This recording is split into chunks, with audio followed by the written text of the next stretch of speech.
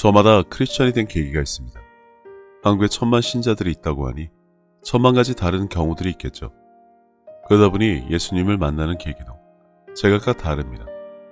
어떤 사람은 친구에게 이끌려 교회에 갔는데 그날 설교 중에 하나님의 사랑과 방언에 대한 이야기를 하더랍니다. 그래서 예배 중에 시큰둥하게 앉아있다가 속으로 만약 나를 사랑하면 내가 방언을 말하게 해보라는 말이 끝나자마자 그 자리에서 성령을 받고 방언을 말했다고 합니다. 단지 성경을 읽다가 방언을 하게 된 경우도 있고요. 사랑한다는 음성을 듣고 믿게 되었다는 등 그 외에도 셀 수 없는 많은 경우들이 있는데 오늘은 과연 나는 예수님을 믿는지 만났는지 만났다면 어떤 관계 속에 있는지 그리고 진정한 회개는 무엇인지 나누고자 합니다. 그래서 오늘 주제를 위해 간단한 가상의 상황을 만들어두고 이야기를 계속 해볼까 합니다. 어떤 사람이 아버지 없이 어머니와 살고 있습니다. 살면서 궁금하던 아버지에 대한 이야기는 당연히 어머니를 통해 자주 듣곤 했습니다. 어떤 분인지, 그를 얼마나 사랑했는지 등 어머니의 말씀에 의지해서 기억하는 것이 전부였었죠. 그러다 어느 날 그 사람의 아버지가 그 사람 때문에 죽은 것을 알게 됩니다. 물에 빠진 아이를 구하고 나서 아버지는 현장에서 빠져나오지 못해 즉사했다는 것을요. 아버지 덕분에 내가 지금 살고 있음을 알게 되었습니다. 이 부분은 사랑과 믿음을 위한 것이고 다른 예를 보겠습니다. 아버지가 아이와 함께 차를 타고 가다가 아이가 핸들을 당기는 바람에 사고가 나서 아버지가 현장에서 즉사했습니다. 아이는 가까스로 살아났지만 사고 후유증으로 기억을 잃었습니다. 하지만 나중에 자신의 잘못 때문에 아버지가 죽은 것을 알게 되었습니다. 그 아버지, 아이 때문에 죽었습니다. 그리고 그 아버지를 죽게 한 사람은 바로 그 아이입니다. 결국 그 아버지를 죽인 사람은 다름 아닌 그 아이인 것입니다. 아이가 아버지를 죽게 한 것이 아니라 아이가 아버지를 죽인 것입니다. 예수님은 분명 나의 죄 때문에 십자가에 달리신 것을 안다면 그 십자가에 달리실 수밖에 없도록 만든 사람은 나라는 것입니다.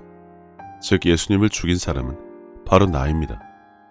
이 부분은 회개를 위한 것이니 기억하시기 바랍니다. 결론부터 나누자면 세상의 모든 신학으로는 결코 하나님의 사랑을 설명하지 못합니다. 진정한 회개가 무엇인지조차 알려주지 못합니다. 사람이 지혜로 만든 것으로는 그 너비와 길이와 높이와 깊이가 어떠함을 전혀 알 수 없다는 것입니다. 하지만 하나님은 그분의 은혜로 그분의 사랑을 우리가 알게 해주십니다. 그것을 바탕으로 성경을 대하면 그 어떤 신학이 무슨 말을 하든 그보다 깊은 이해를 가질 수 있습니다. 바로 사람이 지혜로 하지 않은 성령의 가르침으로 알게 되기 때문입니다. 아무튼 오늘은 이 두 가지 상황의 이 아이가 무엇을 하는 것이 옳은 것인지 먼저 생각해 보기 바랍니다. 그리고 이미 죽은 아버지가 그리고 그것을 곁에서 다 지켜보고 아는 어머니가 아이에게 원하는 것이 과연 나를 대신해서 죽은 아버지의 은혜에 감동해서 평생 그것만 기억하고 사는 것인지 아니면 그 죽음의 대가로 얻은 새 생명을 가지고 앞으로 무엇을 하면서 살기 원하는지를 말입니다. 예수님이 십자가 사건을 헛되게 하지 않으려면 그분이 왜 그 일을 하실 수밖에 없었는지에 머무르지 말고 그 이후 우리가 무엇을 하기 원하시는지를 알아야 합니다. 서로 사랑하라. 땅 끝까지 복음을 전하라. 복음을 듣고 믿는 자에게는 표적이 따르리라. 나를 믿는 자는 내가 한 일을 할 것이다. 이 명령을 수행하는 삶을 살고 있는지를 통해 진정한 십자가 사건의 의미를 알아야 그 일을 결코 헛되게 하지 않는다고 할 수 있습니다. 진정한 회개는 영상 마지막에 다루겠습니다. 지금 교회에서 하는 것이 이런 것입니다. 내일이 아닌 오늘에 묶여 살게 하는 것. 죄와 회개, 그리고 단지 십자가 은혜에만 퍼질러 앉아 결초보웃, 백골난방만 강조한다는 것입니다. 진정한 해결을 위해서는 내가 죄인이라는 것을 부각시키는 것이 아니라 하나님의 사랑을 아는 것에서부터 시작을 해야 합니다. 그렇지 않으면 누구나 아는 예수님의 십자가 사건, 2000년 전의 일이지만 크리스찬이라면 누구나 아는 나의 죄 때문에 죽으신 예수님. 근데 그분은 2000년 전에 이 땅에 계셨기 때문에 지금을 살아가는 나와는 어떠한 관계나 연결고리가 있을 수 없습니다. 그러나 내가 비로소 하나님의 사랑을 알게 되었을 때 2000년 전의 그 일이 지금 바로 내 눈앞에서 일어난 일이 되어 나와의 관계가 시작되는 것입니다. 예수께서 이르시되 너는 나를 본고로 믿느냐? 보지 못하고 믿는 자들은 복되도다 하시니라. 하지만 교회에 가면 이것 때문에 십자가 은혜를 감사하는 회개의 기도가 차고 넘칩니다. 그럼 일단 그들은 이것을 이해하고 믿고 있다는 것인데 과연 정말 그래서 그런 것일지 정말 심각하게 생각을 해야 하지 않나 싶습니다. 무엇보다 여기서 믿음이 확실하지 않으면 다음 일에 대한 증거를 보여줄 수 없습니다. 믿고 세례를 받는 사람은 구원을 얻을 것이요 믿지 않는 사람은 정죄를 받으리라.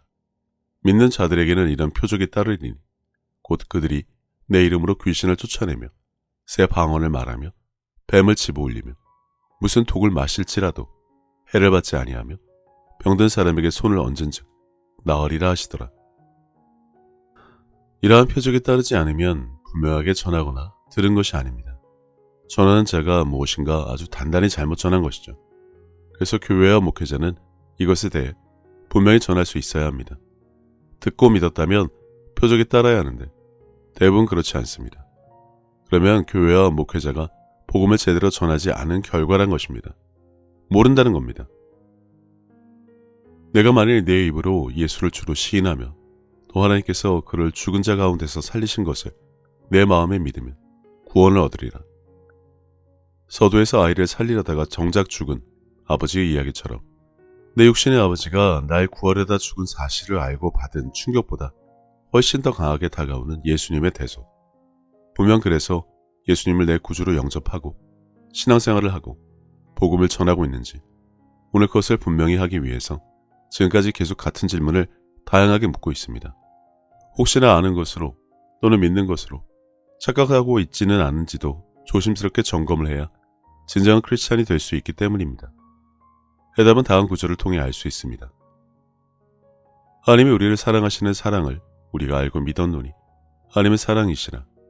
사랑 안에 거하는 자는 하나님 안에 거하고 하나님도 그의 안에 거하시느니라. 말씀에서 답을 찾아보자면 하나님이 우리를 사랑하시는 사랑을 우리가 알고 믿었노니가 분명해야 합니다. 십자가 사건보다 상위에 있는 우리를 향한 하나님의 사랑을 알아야만 내가 믿는 것이 아니라 믿어지는, 믿겨지는 일이 일어나게 됩니다.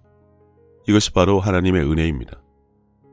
2000년 전에 일어난 일을 내가 믿는 것, 그것은 분명 예수님과 동시대를 살던 사람들의 믿음과는 다를 수밖에 없습니다. 그래서 복음을 처음 들은 크리스찬은 그 일이 바로 얼마 전에 나를 위해 있었던 일로 여기는 것에서부터 시작을 해야 합니다. 시제를 맞추는 일부터 해야 한다는 것입니다. 그제서야 지금도 살아계신 예수님과의 관계가 시작되기 때문입니다. 믿어지는 것, 그것은 스며드는 것과 같습니다. 녹아진다는 표현도 적당할 것 같고요. 마음으로 믿어 의에 이르러야 하는데 아 그렇구나. 그래서 이러실 수밖에 없었구나가 내 마음에, 영에 받아들여지는 사건이 있어야만 믿음은 시작될 수 있습니다. 그러므로 믿음은 들음에서 나며 들음은 그리스도의 말씀으로 말미암았느니라. 시공간을 초월하는 성경의 말씀 맞습니다. 하지만 이 말씀을 분명하게 이해를 하려면 이 말씀이 기록된 시기, 시제에 대해 분명하게 알아야 합니다. 성경의 모든 것이 이루어지려면 2000년 전에 내가 예수님을 직접 3년간 쫓아다니며 공생의 기간의 모든 것을 직접 본 것처럼 대해야 합니다. 성경은 공생의 이후 2000년 뒤에 기록된 것이 아닙니다. 쟤들이 아직 살아있을 때 남긴 예수님에 대한 기록입니다. 예수님의 부활 승천이 불과 얼마 전이었다는 것입니다. 그래서 성경이 기록되던 시대에 살던 사람은 불과 얼마 전의 일이고 표적을 통해 말씀이 확실히 증언되었기 때문에 듣고 바로 믿을 수밖에 없었습니다. 동일한 시대에 실제로 벌어진 일들이기 때문에 보고, 듣고, 믿고가 다 같이 일어날 수 있었던 것이죠. 이 말씀이 누가 언제, 누구를 향해 기록한 것인지만 생각해도 알 수 있습니다. 그러니 2000년이 지난 지금 이 사람들이 그것을 실시간 라이브 방송으로 보고 듣는 것처럼 사실로 인정하고 받아들여지는 일이 없다면 지금 시대의 믿음은 사람의 노력과 이해로 믿어보려고 발버둥친 결과물에 불과하다는 것입니다. 내가 만일 내 입으로 예수를 주로 시인하며 또 하나님께서 그를 죽은 자 가운데서 살리신 것을 내 마음에 믿으며 구원을 받으리라. 하나님의 사랑을 알지 못하고 믿는다고 하는 것은 단지 믿는다고 착각하는 우격다짐과 같습니다. 믿음을 주세요. 믿게 해주세요.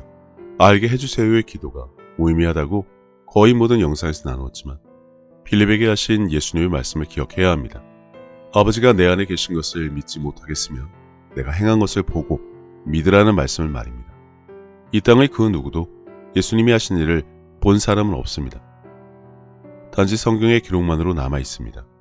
그러나 지금 이 땅에 믿음으로 예수님이 하신 그 일을 그대로 아는 사람들이 있습니다. 성령을 보내주신 이유이고 주님이 지금 보좌에 앉아 계시다는 것을 사실로 입증하는 것이지만 사람들은 보고도 믿지 않습니다. 갑론을박 따지려고 듭니다. 이걸 오히려 교회와 목회자들이 앞장서서 아니라고 부정을 하고 있습니다. 하지만 오직 이 방법만 있다고 할 수 없습니다. 마음이 완악하고 예수님을 욕하던 사람도 어느 순간 하나님의 은혜로 크리스찬이 된 경우 셀 수 없이 많이 봤습니다. 스님이 목사가 되고 살인자가 회개해서 부흥 강사로 일하는 등 이 일은 단지 각자의 책임하에 보고 듣고 믿어야 한다만 있다고 할 수는 없는 것입니다. 진정한 회개는 하나님의 사랑을 제대로 알아야만 가능합니다. 단지 예수님이 십자가 사건 때문에 이유도 알지 못하고 설사 안다고 해도 그것이 하나님의 사랑 안에 있던 일 중에 하나라는 것을 모르며 단지 내 죄 때문에 죽으셨다는 1차원적 감성팔이로 전락할 수밖에 없기 때문입니다. 퍼즐로 앉아 나와 아무런 상관없는 일에 즙을 짜고 있었다는 것뿐입니다. 하지만 하나님의 사랑을 알게 되면 결코 여기에 머무르지 않습니다. 진정한 죄가 무엇인지 알게 됩니다. 저욕과 욕심 때문에 매일 반복하는 죄와 이로 인한 정죄감, 죄책감에 시달리다가 잘못을 빌고 용서를 구하는 기도를 허구한 날 하는 것이 회개가 아닙니다. 예수님이 내 죄 때문에 죽으셨는데 내가 또 죄나 지으며 산다고 심팍을 버리는 것이 진정한 회개가 아니란 것입니다. 진정으로 회개해야 할 것은 두 가지입니다. 예수님의 이름을 믿지 않은 것과 내가 예수님을 십자가에 못 박아 죽였다는 사실입니다. 영상 서두에 설명했지만 나 때문에 죽으신 것, 내가 죽게 한 것이 아니라 결국 내가 죽였다는 것입니다. 이 부분에 대해서는 각자 깊게 묵상을 하셔야 합니다. 이것부터 회개하지 않으면 믿음은, 신앙은 결코 높은 곳까지 성장할 수 없습니다. 이미 십자가에서 죄의 문제를 다 해결하셨음에도 불구하고 왜 맨날 교회와 목회자는 무슨 죄 때문에 회개해야 한다고 고함을 지르며 감성팔이 설교를 하는지 잘 생각하고 비교해서 결단하셔야 합니다. 이것이 회개의 첫 번째가 되어야 합니다. 그리고 두 번째는 예수의 이름을 믿지 않은 것입니다. 많지만 중요하니 성경 구절부터 보겠습니다. 6월절에 예수께서 예루살렘에 계시니 많은 사람이 그의 행하시는 표적을 보고 그의 이름을 믿었으나 베드로가 이르되 은과 금은 내게 없거니와 내게 있는 이것을 내게 주노니 나사렛 예수 그리스도의 이름으로 일어나 걸으라 하고 영접하는 자 곧 그 이름을 믿는 자들에게는 하나님의 자녀가 되는 권세를 주셨으니 이러므로 하나님이 그를 지극히 높여 모든 이름 위에 뛰어난 이름을 주사 하늘에 있는 자들과 땅에 있는 자들과 땅 아래에 있는 자들로 모든 무릎을 예수 이름에 꿇게 하시고 지금까지는 너희가 내 이름으로 아무것도 구하지 아니하였으나 구하라 그리하면 받으리니 너희 기쁨이 충만하리라. 또 무엇을 하든지 말에나 일에나 다 주 예수의 이름으로 하고 그를 힘입어 하나님 아버지께 감사하라. 그 이름을 믿음으로 그 이름이 너희가 보고 아는 이 사람을 성하게 하였나니 예수로 말미암아 믿음이 너희 모든 사람 앞에서 이같이 완전히 낫게 하였느니라. 박혁 시리즈 영상에서 자주 언급했지만 표적은 두 번째입니다. 예수님 안에 하나님께서 내주하시는지 알아볼 수 있는 것이 더 중요하기에 빌립에게 그게 안 되면 주님이 하신 일을 보고라도 믿으라고 하신 것처럼 표적을 두고 박혁을 가지고 물고 뜯는 교회와 목회자, 신학 쪼가리 들고 와서 어줍잖은 설명질이나 하는 자들이 가짜나 보이는 이유가 바로 이것입니다. 예수님의 이름을 믿지 않은 것, 그 이름으로 아무것도 하지 않은 것, 표적을 보이지 않은 것, 구하지 않은 것, 마귀를 무릎 꿇게 하지 않은 것들이 있음에도 그들은 자신들이 당연히 하고 있어야 하는 일은 전혀 하지 않으면서 오히려 예수님의 이름으로 그분이 하신 일을 이어서 하는 자나 폄훼하는 일을 하고 있기 때문입니다. 오직 말씀이라며 능력이 중요하지 않다고 하지만 말씀이 곧 능력이라는 것조차 모르는 자들이 율법에 종교심에 쩔어 되도하는 일이나 하고 있기 때문입니다. 예수 이름으로 아무것도 하지 않았다는 것은 그 이름을 믿지 않는다는 것입니다. 어떠한 변명도 소용없습니다. 신학인이 교리니 뭘 가지고 와서 떠들어 봐야 다 쓰레기일 뿐입니다. 그러니 당연히 해야 할 회개. 두 번째는 바로 예수님의 이름을 믿지 않은 것을 철저하게 회개하는 것입니다.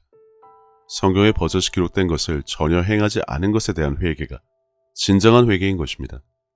감성팔이 설교에 짐이다 짜면서 지금 교회에서 하는 회개와 비교해서 무엇이 올바른 회개인지 스스로 결정하시고 그 다음 일을 할 수 있게 되기를 바랍니다.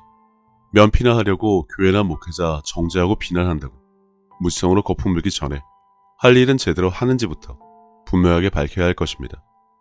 여태 그들은 제 할 일은 하지 않으면서 무지한 신자들과 성경, 예수님이 우롱한 것 뿐이니 심판 때 벌을 받던 말든 그건 주님이 하실 일이니 제가 나설 바 아닙니다. 하지만 그들에게 속아서 헛것을 붙잡고 종교생활이나 하며 허송세월하게 만드는 책임을 교회나 목회자는 절대로 지려고 하지 않으니 저는 계속해서 올바른 것을 전해 교회와 목회자들에게 속는 신자들이 더 이상 없도록 하겠습니다.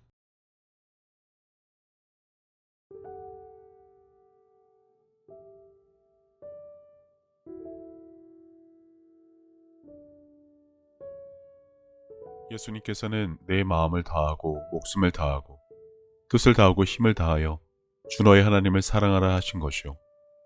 둘째는 이것이니 내 이웃을 내 자신과 같이 사랑하나 보다 더 큰 계명은 없다고 하셨습니다. 생각해보면 믿는 사람들은 이미 하나님께 받은 것이 너무나 많은 것을 아는 자들입니다.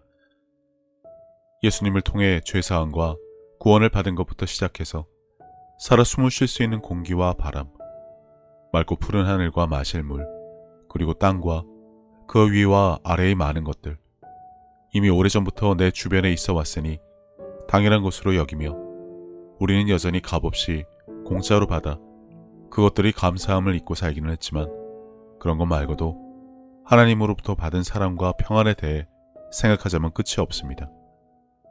하지만 사람은 하나님으로부터 받은 그 많은 은혜를 갚을 방법이 없습니다. 그래서 하나님께서는 내 이웃을 내 몸같이 사랑하는 것으로 그것을 대신 갚으라고 하신 것인지도 모릅니다. 그리고 지극히 작은 자에게 한 것이 곧 하나님께 한 것이라고 하셨으니 그분의 은혜를 알고 그분을 닮아가는 삶을 살아가야 한다면 지금 내가 살아가는 삶의 방향이 하나님과 나의 이웃을 사랑하는 올바른 길 위에 있는 것인지 한 번쯤 점검해 봐야 하지 않나 싶습니다. 이와 같이 하나님의 뜻, 그분이 기뻐하실 일이 무엇인지 알고 내게 주어진 소명을 다하기 위해 끊임없이 힘쓰고 노력하는 것도 크리스찬들이 마땅히 해야 할 일이 아닐까라는 생각을 해봅니다. 이제는 세상 유행에 따라 요동치던 내 마음을 모두 내려놓고 혼자서 하나님의 뜻을 헤아리는 시간을 가져보시기를 권해봅니다. 하나님은 세상 모든 사람들을 사랑하십니다.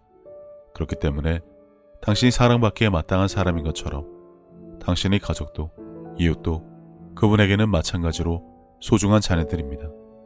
당신이 어려운 상황을 겪었을 때 하나님께서 당신의 삶에 관여하실 수 있도록 마음의 문을 열고 그분을 신뢰하며 동행하는 삶을 살아왔듯이 이제 당신도 다른 사람들에게 먼저 다가가서 손을 내미는 귀한 삶이 되어주시기를 바랍니다. 예수님께서 주신 새 계명, 서로 사랑하라. 저도 늘 제 자리에서 최선을 다하여 섬기고 사랑하며 살도록 하겠습니다. 감사합니다.